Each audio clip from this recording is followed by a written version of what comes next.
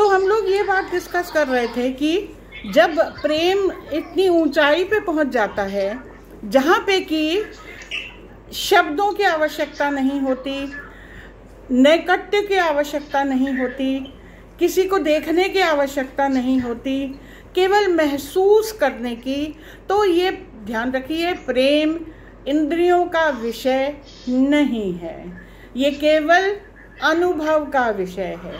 जैसे कोई भी एक जो ये भाव होता है, जैसे मिठास है, अगर हम कहें ये फलानी चीज़ मीठी है तो आप मीठे को हम समझा नहीं सकते।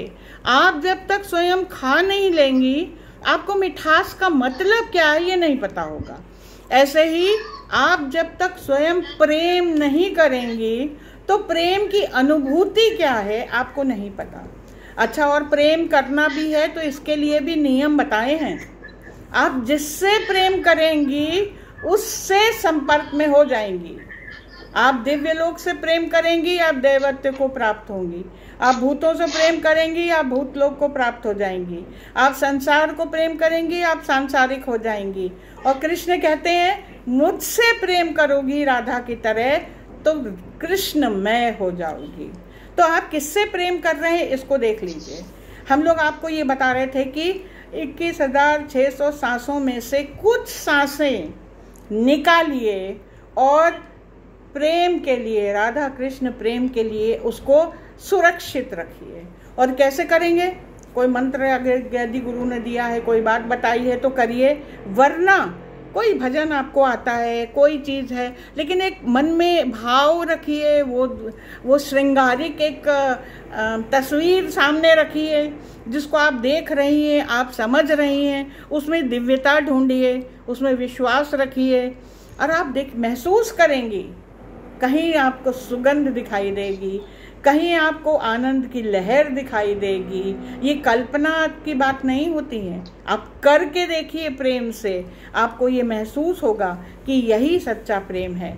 बोल बोल के तो प्रेम, कबीर ने कहा है, पोथी पढ़ पढ़ जग मुआ पंडित भया न कोई, ढाई आखर प्रेम के पढ़े सुपंडित होए। आपको ज्ञानी होने के लिए प्रेम के अलावा और कुछ चाहिए ही नहीं।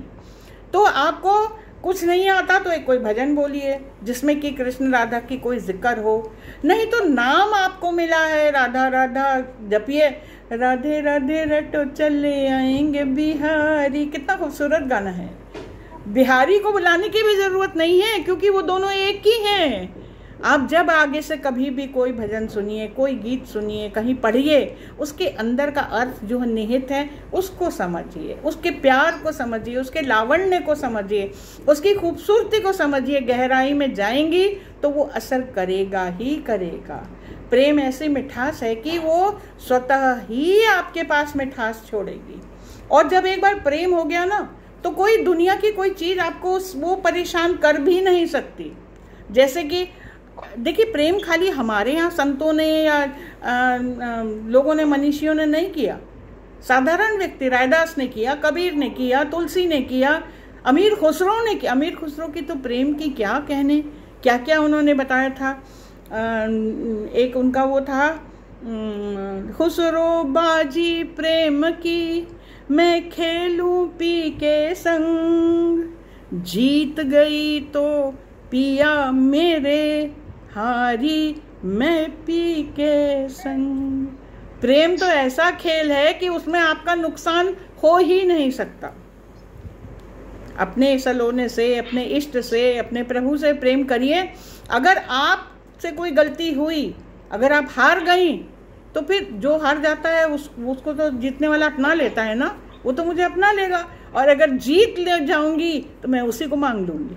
हर तरीके कर लीजिए बस प्रेम। फिर एका होना तो बहुत ज़रूरी है, होना ही होना, अवश्यम भावी है।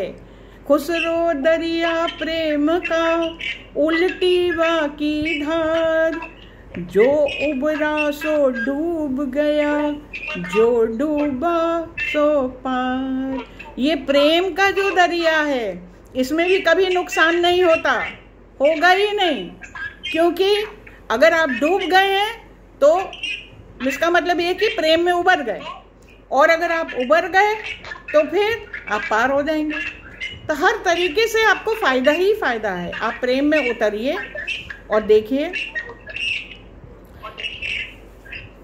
मंत्र राम एक शब्द मंत्र है, लेकिन राम एक नाम भी है।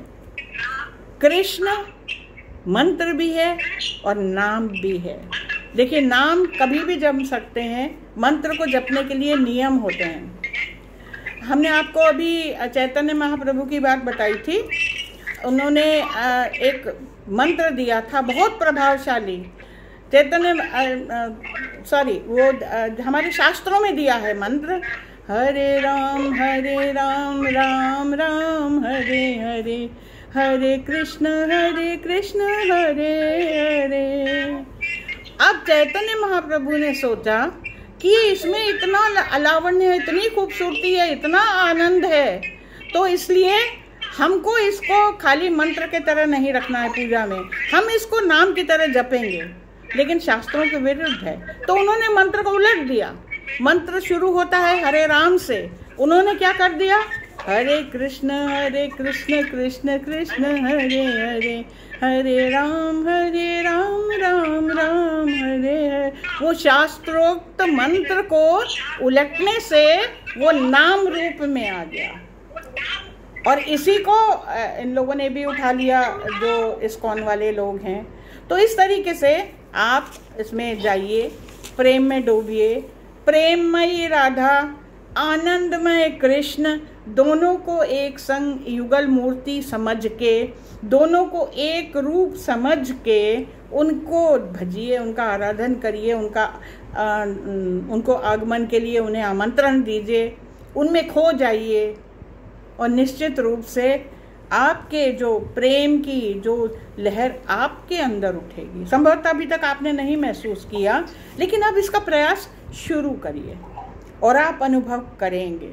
कुछ दिन बाद मुझे पता है कि आप ज़रूर अनुभव करेंगे, ये दोनों एक ही हैं। और ये आनंद, प्रेम में जितना आनंद है किसी और चीज़ में है ही नहीं। तो ये सांसारिक प्रेम को छोड़ के, ये अपनी जगह है, ये यहाँ की व्यवस्था है, ये आपका कार्यस्थल है, इसको करना आपका कर्तव्य है। वो उसके लिए कुछ बोलना या सिखाने की आवश्यकता ही नहीं, वो तो आप सब जानते हैं कि किससे कितना प्रेम करना है और कहाँ करना है और कब रुक जाना है, वो आपको सबको पता है। लेकिन जो इसके आगे भावनात्मक प्रेम है, जो एक आत्मा से जोड़ने का प्रेम है, बिना प्रेम के प्रभु भी प्राप्त नहीं होता।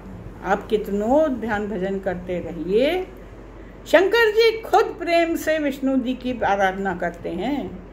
विष्णु जी जिस भी अवतार में आते हैं, चाहे राम के चाहे कृष्ण में के अवतार में आते हैं, प्रेम से शिव जी की प्रार्थना करते हैं, बिना प्रेम। और सारे देवता प्रेम से शक्ति की उपासना करते हैं।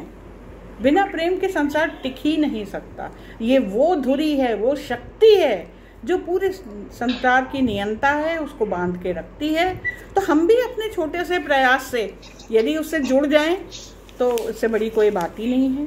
और आशा है आप लोगों को अब राधा कृष्ण के प्रेम के बारे में कुछ थोड़ी सी बातें समझ में आई होंगी। श्रृंगारिक है, लाभकारी है और सदा आपको दिव्यता देने वाली है। तो इस प्रेम को अपनाइए, इसको साधिए और आनंद ही आनंद लौटाइए।